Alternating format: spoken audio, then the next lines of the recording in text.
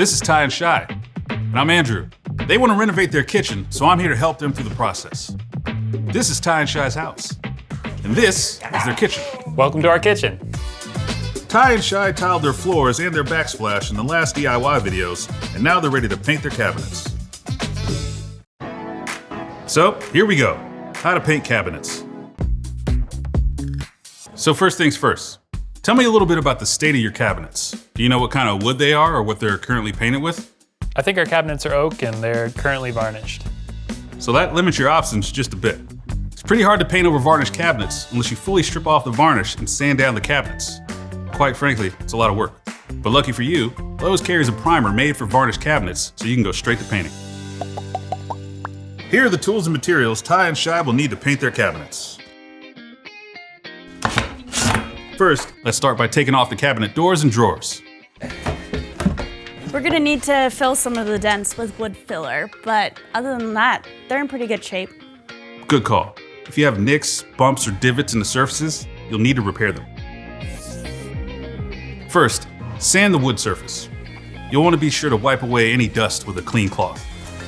Use a putty knife to spread wood filler over the damage, and then allow it to dry.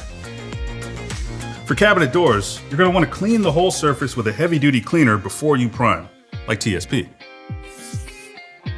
Ty and Chey are going to use that specialty primer for their varnished cabinets. But if you're painting unvarnished cabinets with standard paint, the steps are the same. Use a mini roller on large, flat areas. Remember, primer doesn't have to look perfect. Its purpose is to cover the surface and provide a good base for the finished paint. Work on one area at a time. On the cabinet frames, work from inside out. If you're painting on the inside of the cabinets, start at the back and work towards the front. Use a brush to get into corners and detailed areas. It's important to use even strokes.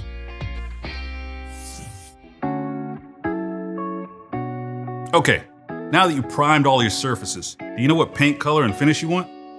We chose white because we wanted to add more light to the space, but also complement the tiles that we're putting in both for the floors and the backsplash. Do you have a recommendation for what type of finish we should use? Totally. A matte finish gives a flatter, low gloss finish. A high gloss finish, on the other hand, provides a high sheen. And a satin finish falls between the two. Semi-gloss and satin finishes are typically used in kitchens. A gloss finish will give your cabinets a lot of sheen, but it may show a lot of dings and mistakes. And some flat finish paints can be difficult to clean.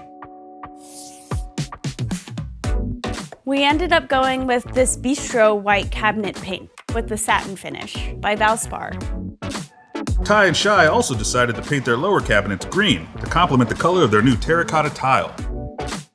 There are endless color options to choose from in-store or online at Lowes.com. The technique is the same for the primer. Use even strokes with the brush or roller. Finish the stroke back into the wet paint and feather out the edges. Be sure not to rush. Let the paint completely cure. Follow the paint directions for the correct dry time. Here's a pro tip for you. In between coats, you'll want to lay off, using a dry roller or brush to lightly go over the surface once again to remove any buildup. Don't forget to apply a second coat of paint after the first one dries. There's some types of cabinets you really shouldn't paint over, such as open grain wood. They typically have a lot of holes and dents on the surface. If you paint over cabinets with dents, those dents will look even more noticeable. Also, avoid painting over non-wooden materials like stainless steel, vinyl, and laminate. Paint doesn't bond well to those surfaces and will chip and peel easily.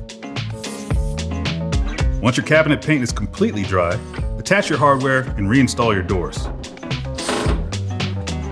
If you need extra storage, a floating shelf or a pegboard can really come in handy.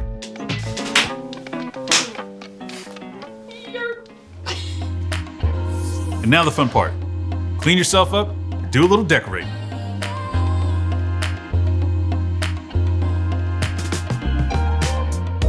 Check it out. It looks amazing in here. I love how the green paint contrasts the white paint. The colors complement the floor and backsplash tiles really well. It's so timeless and beautiful. If you're kind of balling on a budget, going the painting option I think is totally doable. I'm so surprised at how much just a little bit of paint and some new hardware can really change your kitchen. Thanks for watching. Everything that you saw in this makeover is from Lowe's, linked in the description below. Ty and Chey also tiled their kitchen floors and backsplash. Be sure to check out those videos too. Subscribe for more makeover content and leave a comment below to let us know what you think about this kitchen transformation.